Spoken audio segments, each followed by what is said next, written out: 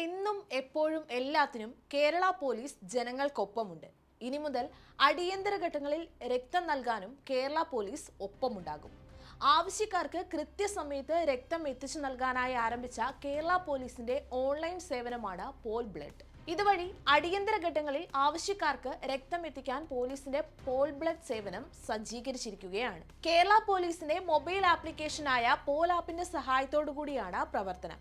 Kerala state AIDS control സൊസൈറ്റിയുമായി ചേർന്ന് പ്രവർത്തിക്കുന്ന Paul ബ്ലഡിൽ ആർക്കും അംഗങ്ങളാകാം.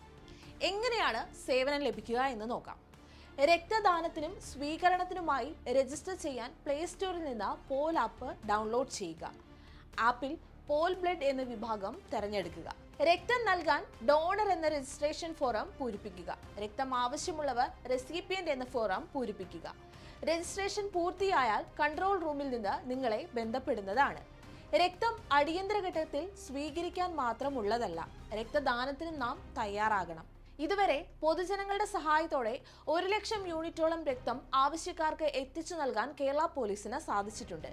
രക്തദാനത്തിന് ജനങ്ങളും മുന്നോട്ട് വന്നാൽ മാത്രമേ ജനങ്ങൾക്ക് ഈ സേവനം സുഗമമായി മുന്നോട്ട് കൊണ്ടുപോകാൻ കഴിയൂവെന്ന് പോലീസ് ഫേസ്ബുക്ക് കുറിപ്പിലൂടെ അറിയിച്ചിട്ടുമുണ്ട്.